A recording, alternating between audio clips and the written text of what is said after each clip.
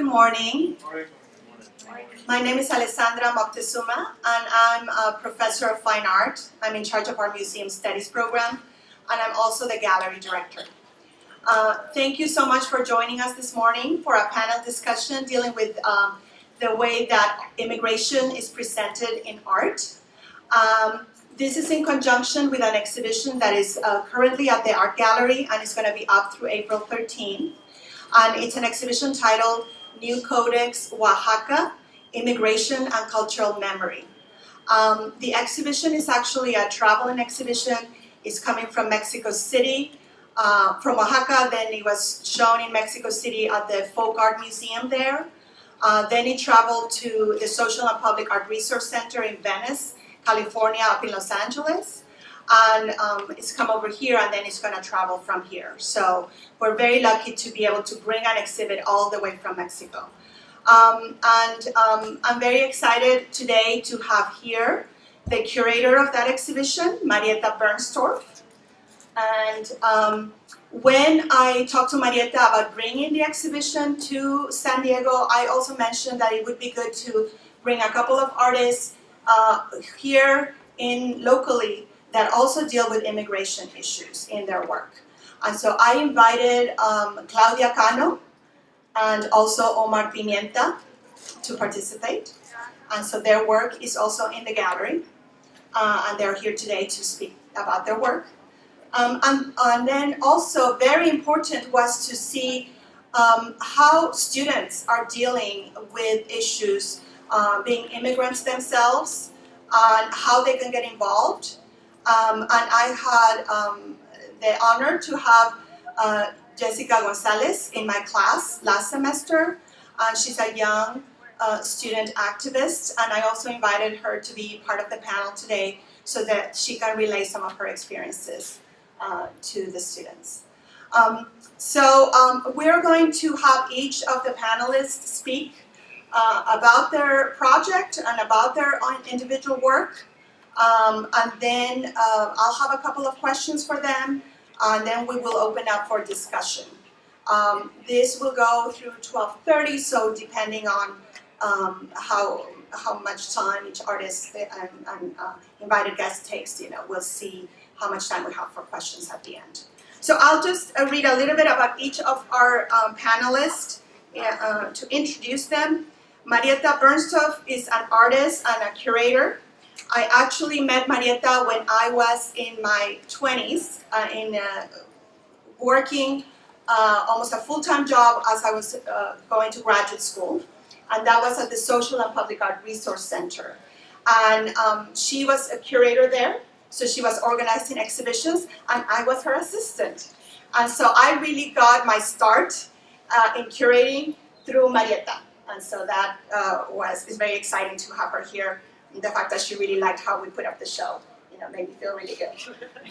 But Marietta is an artist in her own right. She's a photographer, but she's worked extensively as a curator, and she was here in the States. She was actually, besides being the director of the Social and Public Art, the curator of the Social and Public Art Resource Center, she also was the curator of Cal Poly Pomona Gallery. But then she moved back to Mexico, first to Chiapas, and then to Oaxaca. And in Oaxaca, she worked with many artists in collective projects and in spaces such as the Galería de la Luz and also La Curtiduría. She's curated many different exhibitions that have traveled, and she has a special interest in being a cultural promoter that has a unique talent for building supportive environments that bring out the best in creative professionals, community, and students.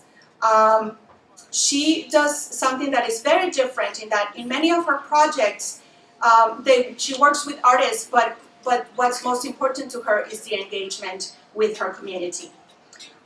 Besides this exhibition, New Codex Oaxaca, Immigration and Cultural Memory, which involves the community and the women of the town of Tanivet, Oaxaca. Several years ago, she also did another traveling exhibition titled El Maíz es Nuestra Vida, Maíz is Our Life. And that also traveled here to San Diego. Actually, I was able to bring it to the Centro Cultural de la Raza. And that particular exhibit dealt with the impact of genetically modified corn in communities in Oaxaca, and the farming and the effects that it's having in millenarian types of corn. And so many artists created works relevant to that. And so that was another really interesting project and she will talk a little bit about that too. Next in our panel is sitting right here to my right is Omar Pimienta, and he's an interdisciplinary artist and a writer who lives and works in San Diego and Tijuana border region. His artistic practice examines questions of identity, transnationality, emergency poetics, landscape, and memory. He received his MFA in visual arts from UCSD in 2010 and his BA in Latin American Studies from SDSU in 2006.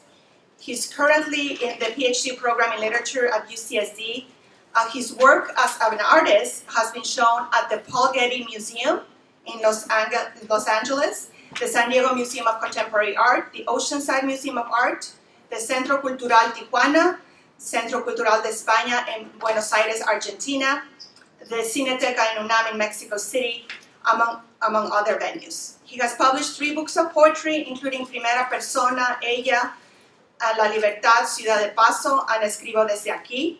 And he won the Emilio Prado International Publication Prize from the Centro Cultural Generación in 2009. So he's both a poet and an artist, and he's a good friend, and we're very excited to have him here. He also teaches Chicano art at City College, so he's a colleague. Next to Omar is Claudia Cano. Claudia Cano is originally from Mexico City. After obtaining a degree in communication science at the Technological Institute in Monterrey, Cano studied photography at the University of Wisconsin, Stout. In 1997, she studied advertising at the Autonomous University in Mexico, where she taught photography for several years. Later, she opened her photography studio. In 2000, Cano was invited by the Autonomous University of the State of Mexico to develop an extension program which awards a specialization degree dedicated to photography. Cano left Mexico in 2002 to reside in San Diego, California. Currently, she's pursuing a Master's of Fine Arts at San Diego State University. And I've known Claudia for a long time, and I admire her work. And she also was actually a student in my museum studies program and got a certificate, but she was already brought in so much of her own experience to the class and enriched the experience of the students. Claudia is an interdisciplinary artist with an interest in performance, photography, video, and painting. Her studies include developing projects involving interaction and influences between the Mexican and American cultures, the relationship between the body and physical labor, and its boundaries. Her recent works include reflections on the invisibility and inequality of women in our society. And then, last but not least, we have Yessica Gonzalez, and she's an undocumented queer femme born in Tijuana, Baja California, and raised in Paris, California. She moved to San Diego, where she became involved in the immigrant rights movement. After coming across the Immigrant Youth Coalition in 2013, she, with others, co-founded the San Diego Immigrant Youth Collective, bringing undocumented youth narratives living alongside the border to a larger platform. Eventually, the group became dedicated to supporting the growth of the Immigrant Youth Coalition as a whole and organizing regular rising leadership summits, co-creating a current structure while ensuring that strategic young queer femme representation is recognized and created in different spaces. So we are very excited and pleased, and we're looking forward to hearing every one of our panelists. Now let's give them a round of applause.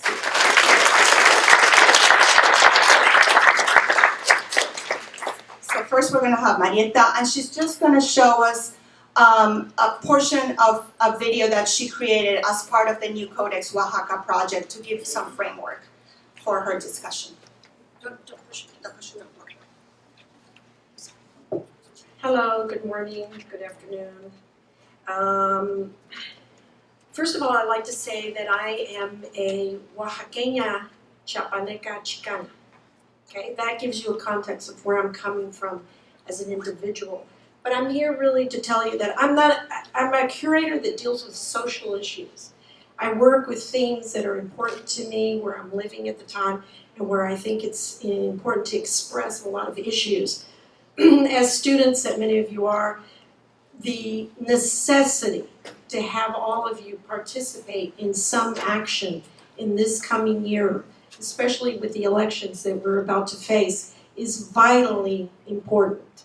You are the responsible ones for the future of this country. And as I say to students in Mexico, you are the responsible ones there.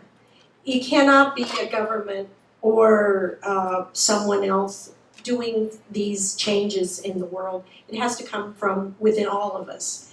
And one of the things that I work with in the projects that I work with is give people voice, give them teach them that they can do many things that they normally thought they couldn't do.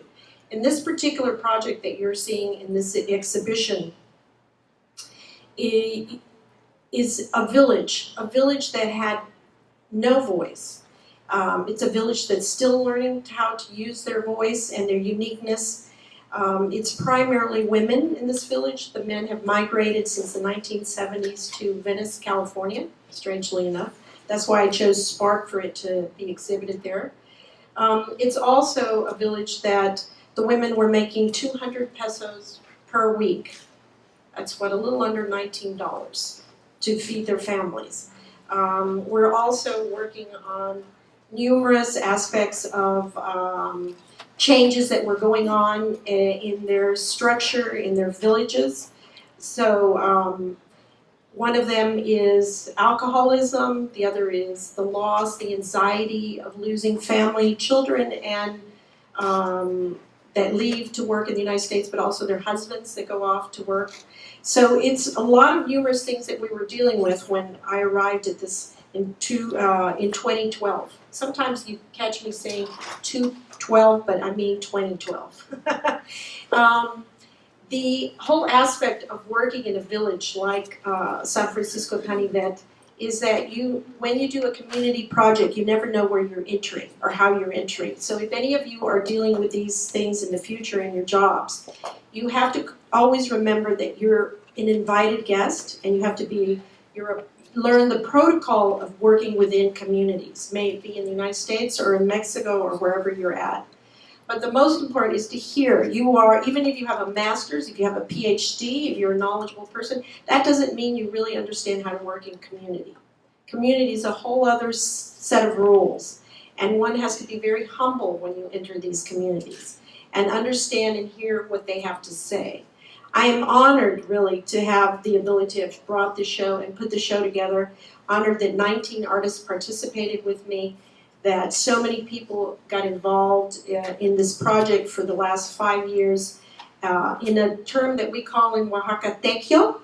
It's a pre-Hispanic term where everyone gives to their community, gives to their village as a way to better the community.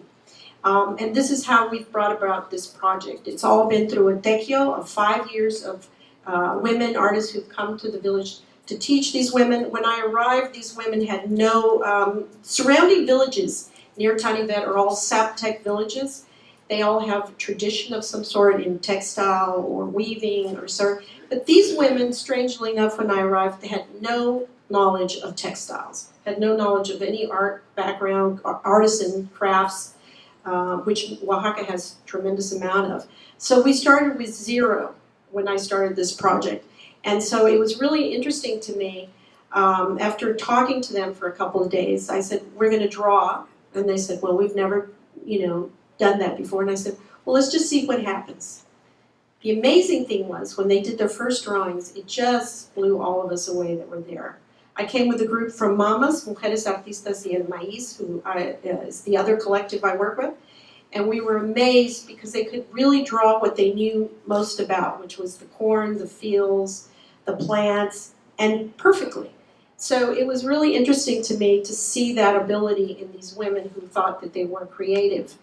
As we began to work with them and see all the different aspects of things that they were doing, they also began to express their lives. Now this expressing their lives took a long time. So I'm talking 5 years here. I'm giving you a short version, but it's 5 years in the making. As if who they were, what their fears were, what they wanted to do in their life, what their dreams were about. And in a matter of 5 years, these women began to learn and more about who they were, expressing themselves, using textiles. I brought in, since there was no money and we couldn't really do any other kind of artwork in a short period of time, we decided to use applique techniques, something that they could use in their village, something they could sell at the market. So through that, they began to cut, paste, draw, and express themselves as women who work in the village, women who cook certain foods. The tradition of foods was very important to them. They're farmers. The corn was specifically important to them since they are one of the seed holders in Oaxaca.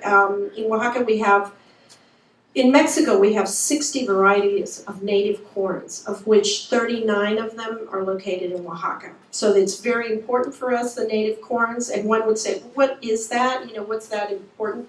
If you were to lose the one corn crop that is located in Los Santos that is farmed in the United States, then that would be the end of the seeds.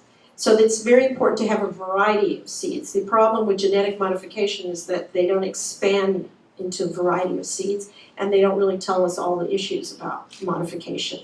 So Mexico is very involved in stopping Monsanto's from entering into the crop building, which is difficult because we have numerous corrupt politicians which at any given time will sell their souls. But it is one of the issues that we fight with all the time. And we have a great hero in Oaxaca, which his name is Francisco Toledo. If you have a pencil and paper, I would advise you to write this name down. It's Francisco Toledo. And he is probably the most important Mexican artist living today.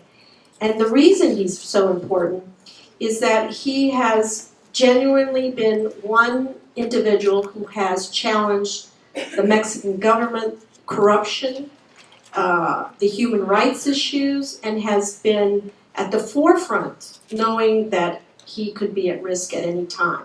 He has stopped numerous things. He's constantly battling issues that are, someone would say, oh my God, that's impossible.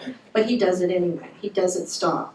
And it all started from a young man in Juchitán who started to be active during his early 20s as he was becoming a very well-known artist, also battling, and they were battling a political issue there. And he had to leave in exile for a while to France because of that. He was shot and taken in. And as you know, many of you know, Mexico's not exactly a place where you speak out and assume that you're going to survive. It's one of the places that journalists are killed at a rapid speed. Women's issues are out of control. So when they talk about all the killings that have gone around the world, Mexico's really on the top list. We don't really, I still don't understand after all these years of being here and in Mexico, why we can't talk about the issues of Mexico on a real basis in this country. It's a problem, I don't know, between shame, racism, confusion, not understanding the real issues that lie behind this border.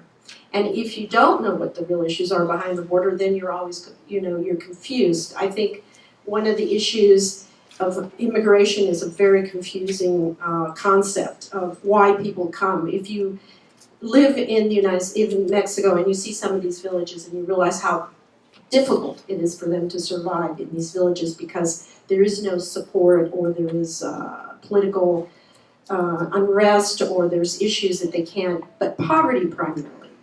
Giving your child a chance to go to school, giving your chance to have a better life, they will make those efforts to cross. So when I began to talk to the women of Tanivet and their children were 13 when they left, 14, you began to realize, oh my God, what can you do? What can you do to say something? And the only thing I know how to do is deal with the arts. So I began to think of curating an exhibit that talked about this dialogue, but not in a didactic way, but in a very personal way. So the works that you're going to be seeing in the gallery is all personal stories of each individual artist that tell you their personal view of immigration, which is very moving. And I also decided to use different mediums in this exhibition because I tend to dislike high art concept of what art is and what should be. There is no such thing anymore. Everything should be used in your ability to express what art is. And if you need to use textiles, if you need to use ceramics, if you need to use photography, if you need to use dialogue, whatever it is, you should use it. I find that very disturbing in a society like Oaxaca where we have numerous artists. I don't consider them craftspeople. I don't consider artisans a term anymore. It's ancient. It is artists, period. Artists work in different mediums, and they should be allowed to express themselves in all terms. Some have to make utilitarian items to survive, but that's not much different from any artist that lives in Los Angeles that makes handmade jewelry and books. It's all the same concept. So I think it's very interesting to me to see the exhibit, how it developed on its own. As I began to talk to different artists, they would say, oh, my grandmother is an immigrant. Oh, my father is an immigrant. Oh, my sister went there. So I realized that everybody in Oaxaca, seriously, I'm not kidding, has somebody that lives in Los Angeles, some cousin. It's over 500,000 Zapotecs that live in Los Angeles, a total of 1 million that live in the state of California. So for us in Oaxaca, when we talk about LA or we talk about California, it's just the second largest city outside of Oaxaca for us. It's not separated, it's not different. In fact, we always call it Oaxaca, California. We find it amusing how everything crosses over. I find it amusing how they say they're building a Great Wall. I think that's ridiculous. Chapo just built a tunnel and everybody can go underneath it. So it's not a big concept of these, but we have to understand each other's cultures. That's what's really important in immigration. That's what's really important in making social issues and understanding. If you don't understand your culture and where you come from, you don't have any foot to stand on. That's the problem with the whole aspect of what the Chicano art scene was about. I had the great honor to be with some of the greatest Chicano artists as partners in art and as partners in life. And I knew that the struggle for Chicano art has always been an issue because of identity. They had to fight because they weren't from here or they're not from there. If you are from here as an immigrant, a new immigrant, you have a history of where you come from. And that history is vitally important to discuss who you are in the future. You can never let go of your roots from Guadalajara, from Oaxaca, from Chiapas, from Michoacán, from Guerrero, wherever you're coming from.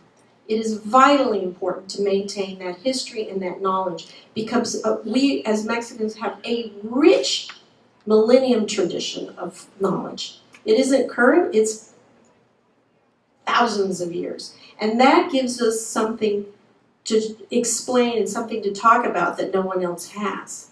And it also teaches us that we need to know who these people are from all our different backgrounds because it isn't about adapting to a society like the United States, but being yourself and understanding how you will be part of this new generation, how you're going to teach a new generation of people. To be one of is not enough in society today. That's why we have the problems we have today. We have students, we have issues that are in these high schools that are out of control, and it's due to the fact of anger. Where is the anger coming from is what we have to ask ourselves.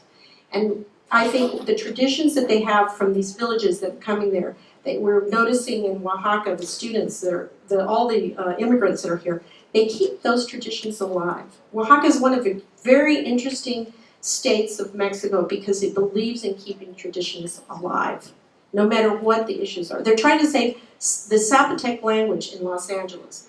Now, all the languages, indigenous languages, the Zapotec, the Mixteco, so on, are tonal languages. They're not written languages. So try to imagine teaching those languages when there is no one that speaks those languages anymore. It's a big, big issue that they're about to acknowledge. Of course, Francisco Toledo is heading one of these programs, giving free books and bringing in teachers from Oaxaca to save the language in Los Angeles. These issues are important to the Oaxacans. They're a group that has survived many problems with throughout the years. We have constant corrupt governors, which we just make richer, but they never seem to get better. We have issues of, medio ambiente, environmental issues, which we're also trying to survive. It's a fabulous state. If you haven't gone, I suggest you take one of my courses that I'll be giving next summer, starting down there. But it is one of the things that you really begin to understand what culture is about. And for me, cultural memory, that's why I call this exhibit, cultural memory is the essence of everything you're about. It gives you the root. If you're German, if you're Mexican, if you're English, if you're Russian, if you have an inch of Native American or an inch of whatever, you need to find out what that is. Not lightly, but completely. And it gives you a sense, believe me, of what you'll be in the future. You cannot, if you're a Mexicana and you are, as many of the students always say, oh no, I'm a gringa. No, you're not. Because as we know now, gringos, as Trump explains to you, there is a division. There always has been a division of racism, always. But it's lack of education that causes racism. It's lack of not knowing who you are, of not knowing who the other person is, which causes fear. We all belong together. We all belong to working in projects together and understanding. But the lack of education in our countries has caused great divisions in all of our issues, politically, socially. So it is vitally important to get to know who we are as people. I'd like to turn on now this video, which will give you a context a little bit about where this village is, what the issues are. I will talk to you more about the exhibit tomorrow. I don't want to say too much about it today, because if you see the pieces, then you can ask me more questions. And I'll answer more questions about working within villages. But this will give you an idea. This is a wonderful young man who did this video, Angel Taboada, a young student who, this is his first film. So in most of these pieces that you see in the show, they're young artists, which, by the way, most of them right now are dealing with issues of immigration in their exhibits, and they're working with a lot of context of political issues. I'm going to close it in one note. Ayotzinapan. How many people know what Ayotzinapan is? You know what Ayotzinapan is? You know where it's coming from, the problem? You know the 43 missing students from Mexico? You know have you heard about it? Well, raise your hand. How many people have heard of the Ayotzinapa? Do you know why they were killed? Are you familiar with that issue? You should learn about Ayotzinapa. See our exhibit that's now at Spark that's going to be traveling through Los Angeles and numerous organizations. They spoke out against corruption. They spoke out in a way no one of your age should be shot for speaking out at any time and in any country. So for us, it is of vital importance to remember the missing 43 students that were killed in Ayotzinapa, but all the other people who have disappeared in Mexico and in the world for speaking out. Thank you. Here's the...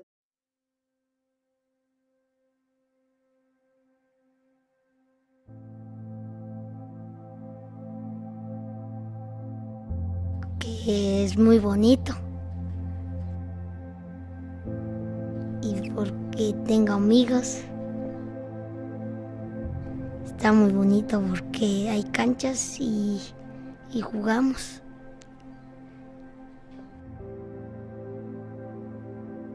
Y que porque nací aquí y porque aquí vive mi familia y porque me gusta aquí. Pienso ir para allá,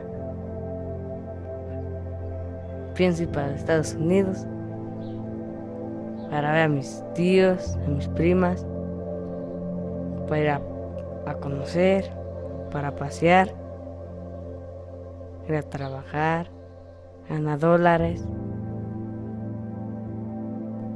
Es que aquí no se gana mucho dinero, es que la gente no paga bien, por eso. Sí, yo me quiero ir para Estados Unidos cuando cumpla 16 años para ayudar a mis papás con dinero. Que ir cuando está grande y trabajar, no más.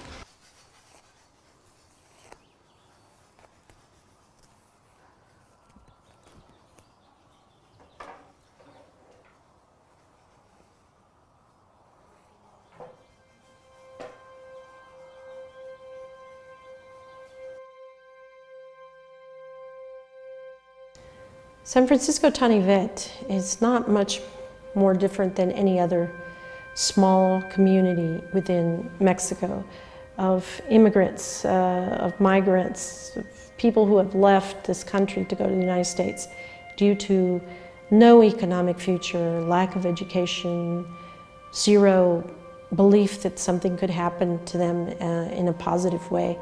It was an hacienda at one point, a very big hacienda. And they brought in people from all over Mexico to work on this hacienda, paid them miserable wages back in the days. This meant that they weren't really from this region. They were not Zapoteco, Mixtecos, or anything. They were mestizos, a mix of people, mix of culture. It was like a slavery plantation, you could say. So Tanivet, having that history, and the only thing they knew how to do was farm. They farm native corn and they farm garbanzos. And this was to feed their families every day. But as the men could see that they could not earn much money, they had to leave. If they wanted their family to progress in any way whatsoever, they had to make that journey to the United States. The women are left behind with terrible anxieties, not knowing really where money's coming from, not having much money, not having options, because as a woman, they don't vote, they don't have a place to go to, They can't travel alone.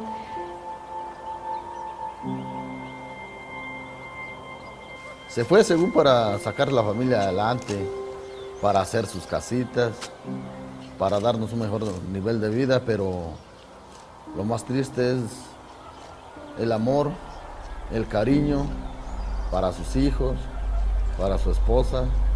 Pues no había, ¿no?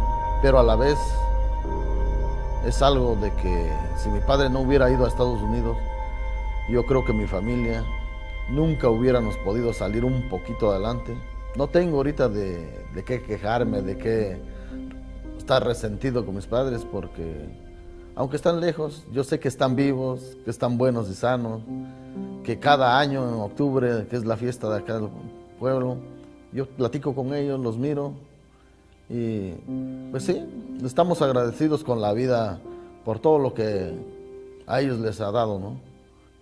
Toda la comunidad tiene familia en Estados Unidos y quisiera tenerlos, digo, quisieran estar juntos, reunirse, pero como mucha gente no tiene papeles, no puede regresar al pueblo, porque ¿cómo vuelve a Estados Unidos?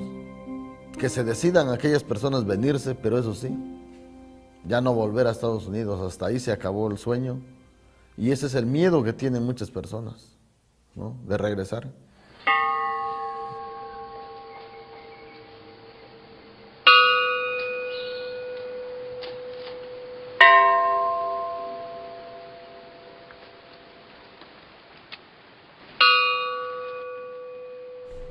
Conjuro para no ir de mojado. Que vendan mi reja de refresco de Pepsi-Cola. Que compren mis cigarritos Tigres. Que vendan mis cajas de cerveza, Coronita, Carta Blanca. Que dé mi milpita, que dé mis cabalabacitas, que dé mis chilitos para no ir de mojado.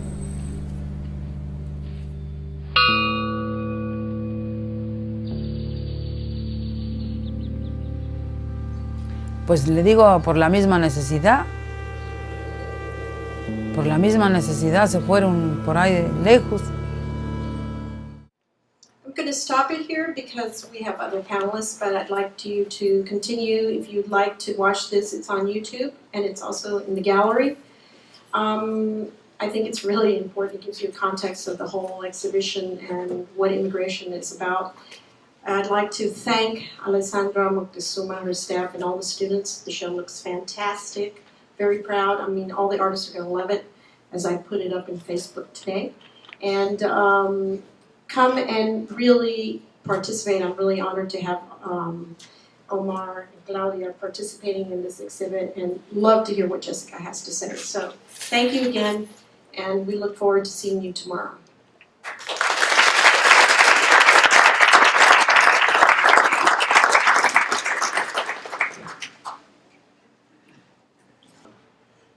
My name is Omar Pimienta, and I'm going to show just a couple of images of the project that pretty much I'm going to show a part of it tomorrow. The whole show, the whole piece, the whole concept project is called Welcome to Colonia Libertad, and it actually began with a poetry book back in 2006. Doing a research of my neighborhood. I don't know how many of you are familiar with Colonia Libertad. That's kind of a panoramic there. It's the oldest Tijuana neighborhood. It's one of the few settlements in the world that's fenced.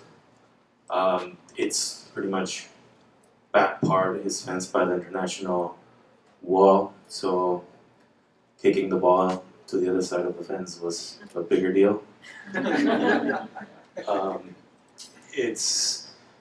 I grew up there, and it was pretty interesting to me that it was called Colonia Libertad. It was pretty ironic to think of it as freedom, having this wall.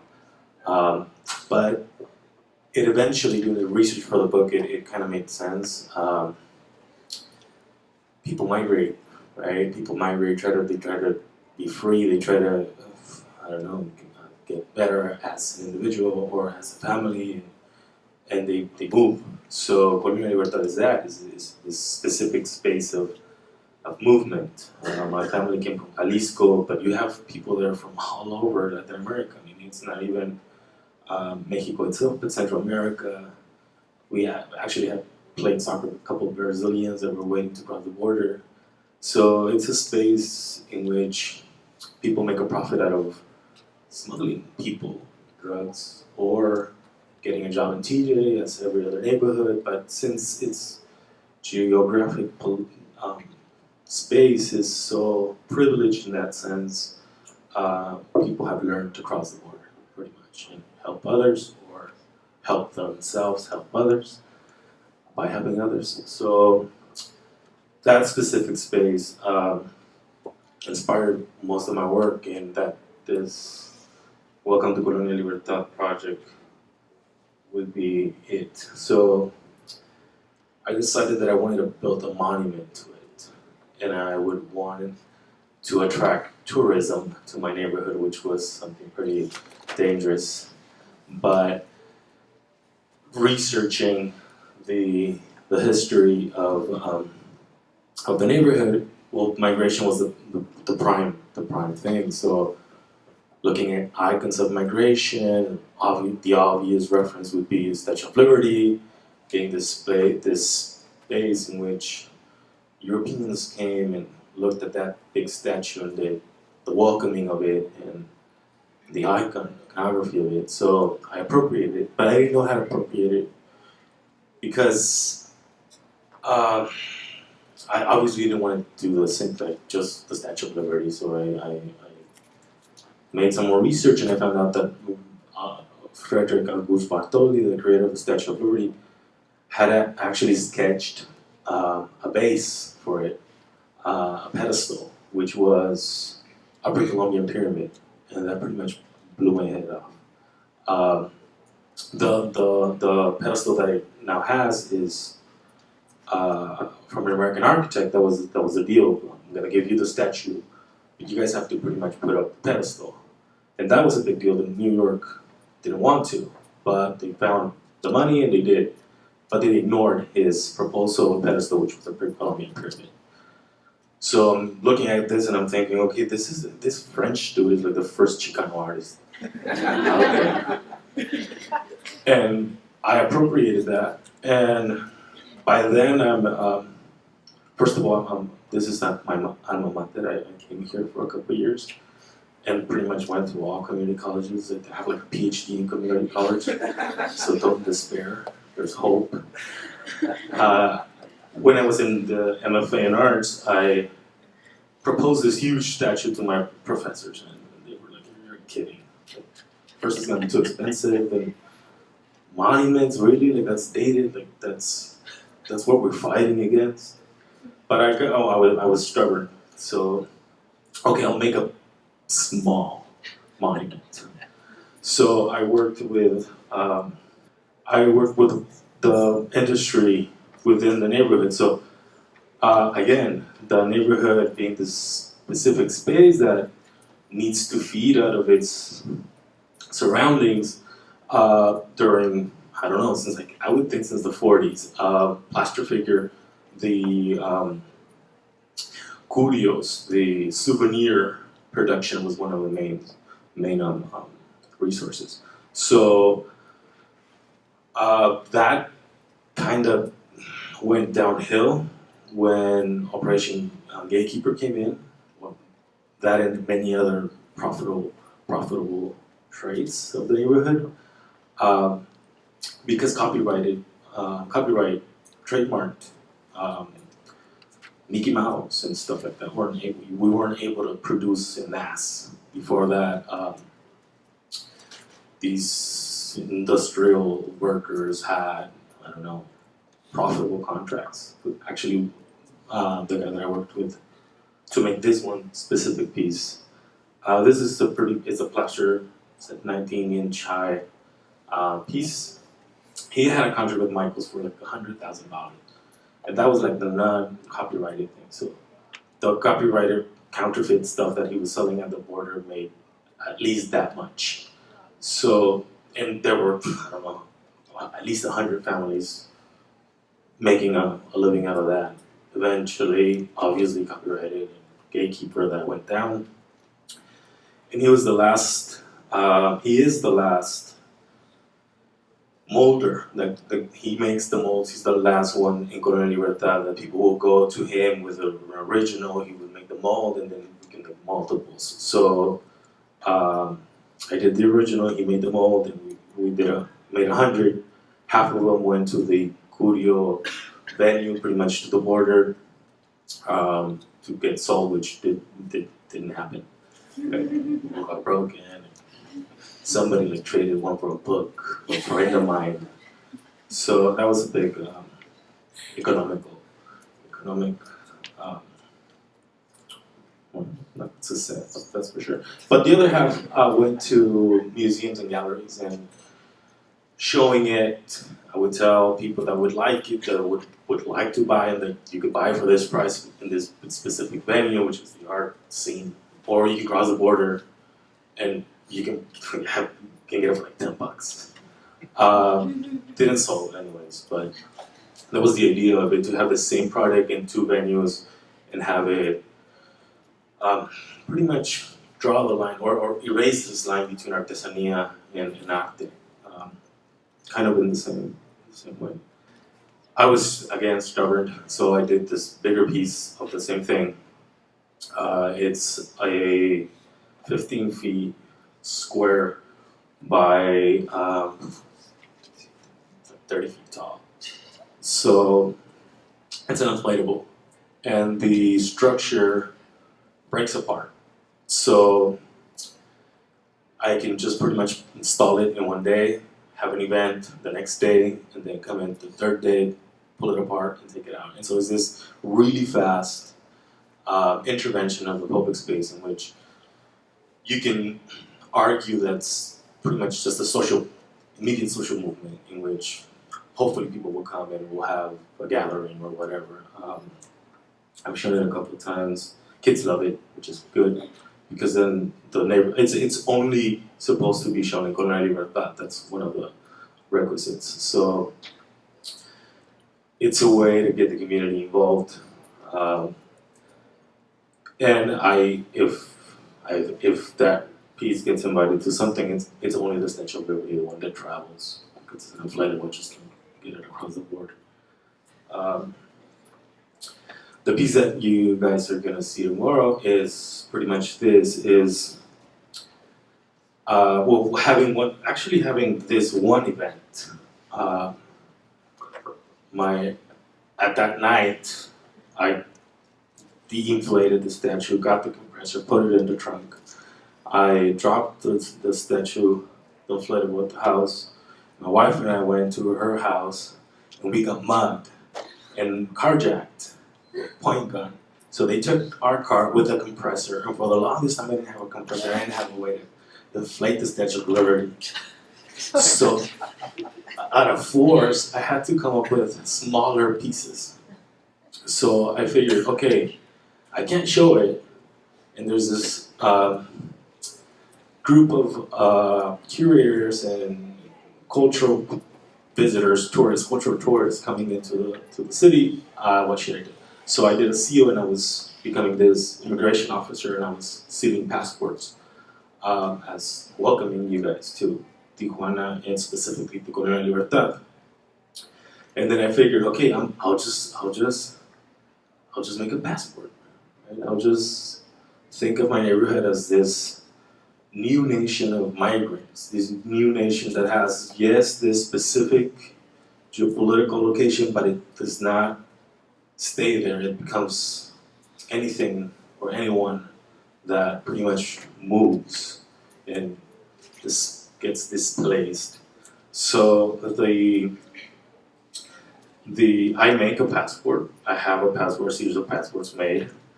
You come in, I take your picture. My wife Marcela gets your data. She puts that into the passport, and then but the thing is, you turn in your old voided passport. I have a couple of them that weren't voided, but I'm not sure if that's legal or not. But they're still there. I intervene those pieces, I frame them, I'll never sell them, obviously because they're not mine, but they become part of this archive. The archive now, it started with 3 or 4, it's now in 50, we're gonna already show 22, and I'll just read a little bit. The acquisition of Pasaporte Libre grants you Colonia Libertad citizenship and guarantees you the free movement along the entire Earth's surface, marine or aerospace if so required. Questions, common questions. If I'm granted Ciudadanía Libre, does my children automatically become Libre citizens? Yes, unless you prefer the contrary, in which case you will have to explain to your children the reason for your decision and bear complete responsibility of the nationality for which your children will, for their life, subdue to. Is there going to be an immigration reform? Yes, constantly. In Colonia Libertad, we believe nationality should be an ever-reforming, fluid state of transit, being well or bad, conflict, in a perpetually elusive state of citizenship. 3. Does Ciudadanía Libre grant me all civil rights? Yes and no, depending on the area of the world in which you are living. Ciudadanía Libre will represent and validate your civil rights, even if we in Colonia Libertad think you're wrong, but hence we lack actual military power. We can enforce your local government to act according to our liberty laws. 4. What are the benefits of Ciudadanía Libre? None. We work under the non-gain, non-benefit, non-advancement political basis. In Colonia Libertad, we believe in a horizontal and vertical movement across race, culture, gender, disability, time and space, but we are reluctant to acknowledge any activity as a benefit nor a disadvantage. There's also a video that you will see, and it's Luis Lopez Resendiz, which he's a student from City College. He graduated last fall, I think. Well, he's now in Berkeley. He's a dreamer. He was born in Oaxaca, moved to Tijuana, eventually crossed the border. Mom got deported, but he's a real success story. So the video is pretty much just him giving his testimony. He's one of, he applied online. I have an online application if you guys are interested. So he applied for citizenship, Colonia Libertad, which pretty much would be one of the, I guess the only one that has right now. But that doesn't have one for anything, but he's telling his story, and it's a student like you guys, and just pretty much see the video, and hopefully you enjoy it. Thank you.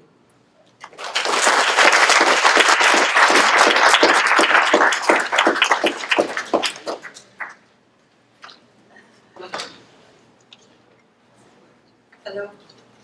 Hi, how are you? Good afternoon. Thank you for being here. Thank you, Alessandra, for inviting me, and I'm very happy to be here showing along with Omar Pimienta that this is our third wall that we share. So this is great for me. It's an honor. It's a pleasure to meeting you, Marietta, and Yessica too. Well, I'm gonna make it fast since we don't have that much time. I crossed the border a couple of years ago, as Alessandra was mentioning my bio, and then being Mexican and living in central Mexico, for me the border was too far away. I didn't know what that meant. I didn't know what the meaning of having a border was until I moved here. And I was faced with the questioning of what is to be an immigrant, what is to be living next to the border, or what is to be living next to my country. So I began exploring the landscape, exploring food, exploring cultures, language. And language barrier was a big deal. Although I was fluent in English, it was difficult for me to translate my identity. And the first project that I was involved, which is this one, and it relates to what I'm showing at the gallery tonight. It's, well, you know, the juxtaposition of images, chico, which is the fusion between chile and pico. So playing along with the words, it has always been in my mind since I have a background in advertising, and making or writing slogans was part of my life living in Mexico, and having to work for different companies and creating, voiceovers and TV. All of that was in the back of my mind. So that was the first project. It traveled in Mexico, and it meant a lot to the people that was finally seeing it in central Mexico, what is to be living here. So the project was called Estamos Unidos, Estados Unidos, We're United. The second project was Retrato de Familia. This is a fusion again, a hybrid of what is to be living in a bicultural, bilingual family. And it's a self-portrait with the members of my family. It was part of a project related to identities. That show was the one that I shown along with Omar in 2011. Well, time flies. After that project, and after questioning myself and being here in Mesa College for a couple of years and taking different classes and thinking, what else can I do since I had no job, I had no specific goal, and I couldn't work as a photographer since photography changed to Photoshop, and it wasn't required at that time. The market dropped for photographers, and also teaching, I didn't have the credentials, so I began just questioning myself constantly. What else? What's next? So taking a class here in Mesa College with Wendell Klein, new genre class. I was for the first time learning what it was, the meaning of performance art. And having a background in theater, I decided that instead of being behind the camera, I will be in front of the camera. And seeing most of women, or the majority of women here, and questioning again, why are they working here? Why are they, or most of the women are immigrants. And I relate to them, I talk to them, I see them everywhere. And I compelled to talk about them. So I created Rosa Hernandez, La Chacha, the maid. So she shows up in different places. And she's dealing with questioning the viewer. She's created in terms of exploring, enduring the reality, the boundaries between reality and no reality.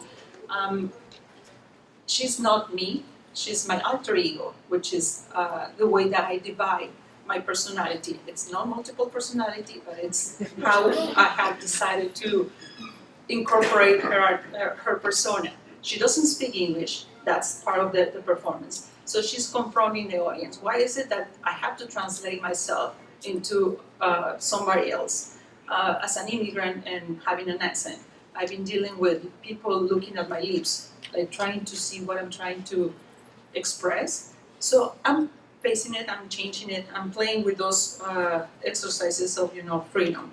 So this is one of the first performances that Rosa did. Of course, the migra was behind, and she had an interesting conversation about what she was doing. And at the end of the performance, where she was sweeping right there, not crossing the border, but just provoking La Migra, one of them came after and said, my mother is finally legal and she's been cleaning houses. So that's part of the performance. Not only I perform, I write about them. Documenting the performance is the most important thing.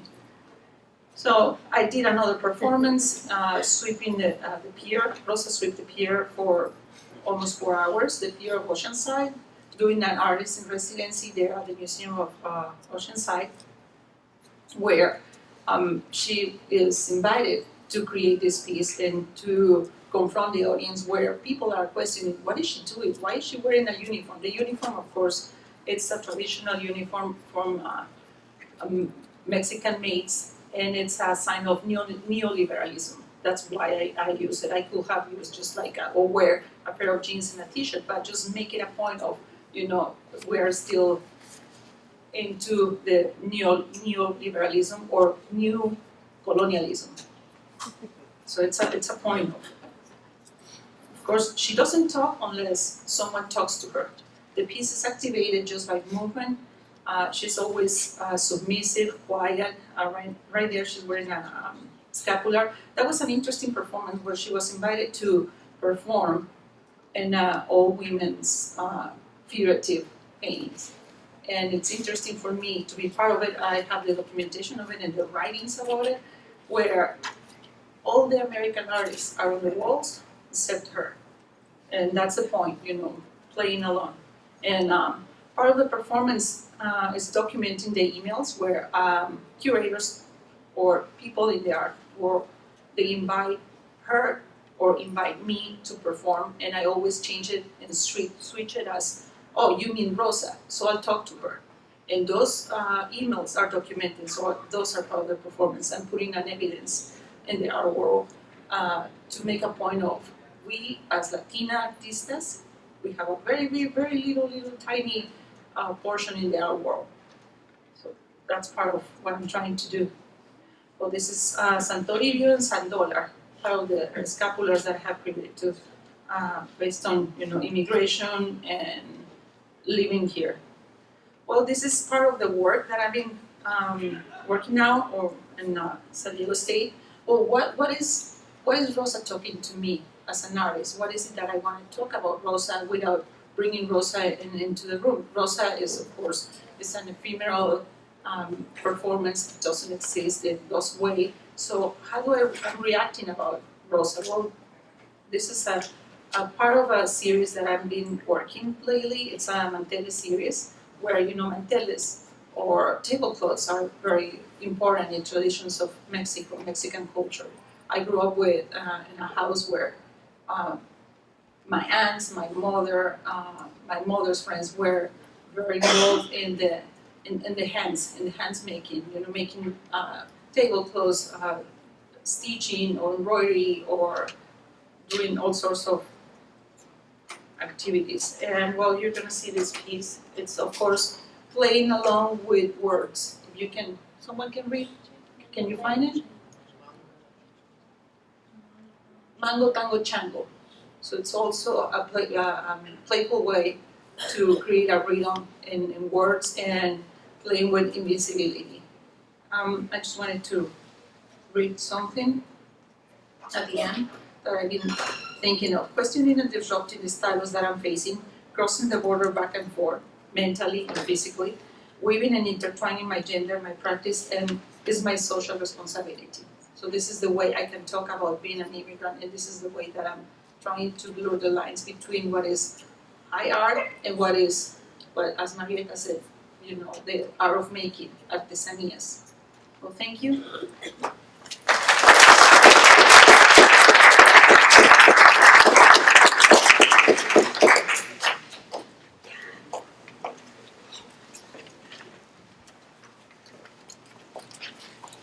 So we have heard from Marietta, the curator of New Codex, Omar and Claudia, who are artists in the exhibition. And now what I wanted to do is that as artists and as a curator working with artists and community, they're bringing attention to this issue of migration or the issue of the border or immigration, the policies that keep people in a place or deny them, certain rights. And so what I wanted to do, because we are here at Mesa College, is how then, if you are aware of these issues and become, interested and educated about them, as students, what can you do, or what are some of the students out there doing to engage others, so that it's a dialogue that begins, but then also it becomes actions that we can take also. So that's why I invited Yessica Gonzalez, and she is going to talk to you guys about some of her work as an activist.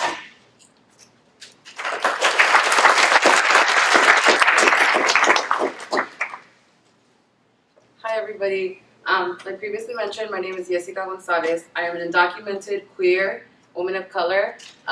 So I currently attend Mesa College and I'm majoring in gender and ethnic studies. So a little bit about my background. I came from a mixed status family, meaning that I'm the only undocumented child out of 4. Though I have an older brother, I am the undocumented child. So I started getting organized when I moved to San Diego in 2011, and after high school, like many other undocumented youth, I was stuck in this limbo of, well, I just graduated high school, I can't afford to pay for college because my status doesn't allow me to do so. So therefore, I became involved with like there was a organizing students organizing called the San Diego Dream Team. So I became involved with them. What that consisted of was going to different high school presentations and telling other youth, hey, you know, there is access beyond what we've been told that we can't pursue a higher education. So because of that, I later on became more and more involved, stretching out my my knowledge to more of a statewide like organization. So going back and forth.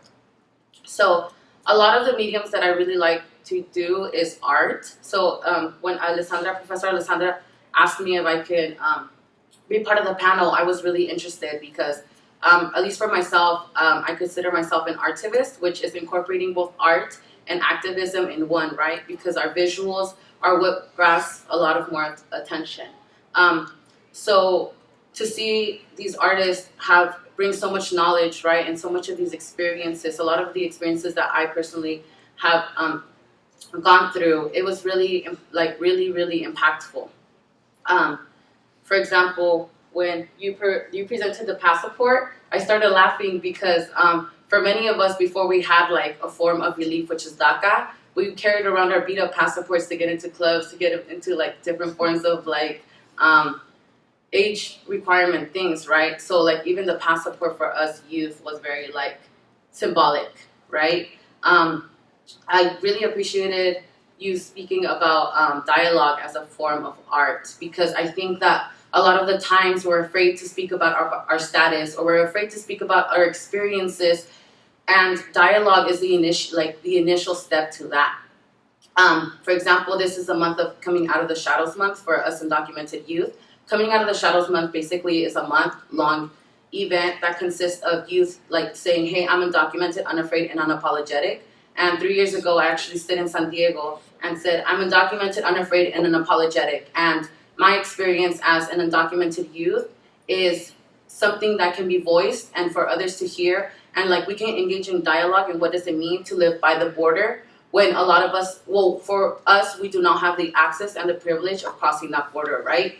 So it's a different experience, definitely living alongside the border. Like previously mentioned, I grew up in the Inland Empire, and moving to San Diego, where there's more Border Patrol presence and there's more different like militarization and different forms of policing comes with it.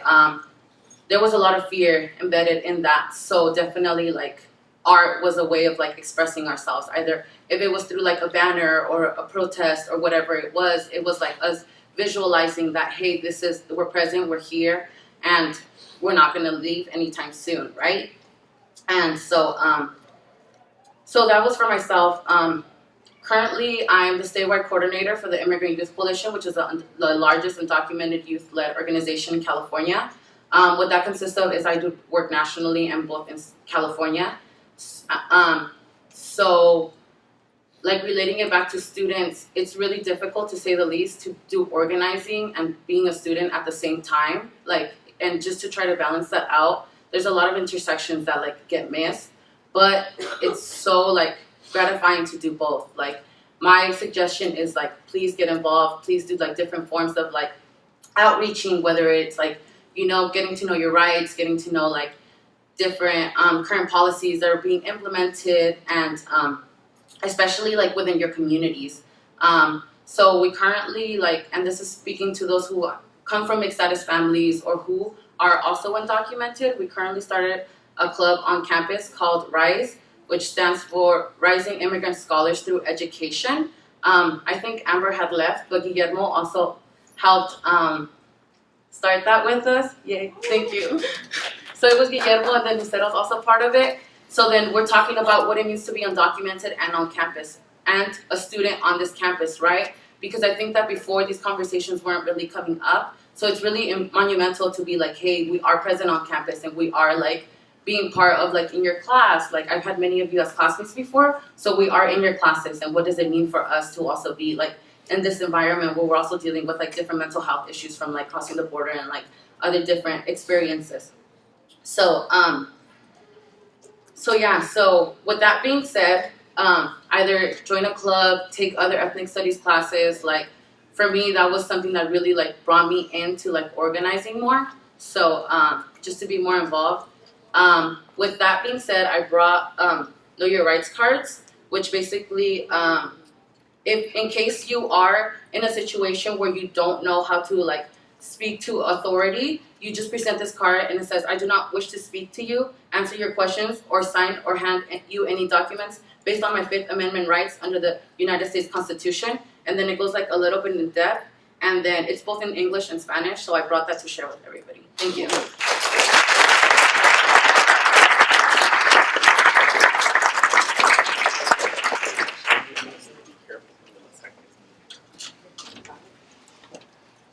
Well, thank you to all of our panelists for their insightful presentations. We still have some time, so we can open it up for questions from the audience. I was going to ask questions, but I think it'd be much better if the questions come from you guys. Whether it be a question to one of the artists, or Marietta, curator from Oaxaca, or to Yessica. I think I would like to just open it up to you guys.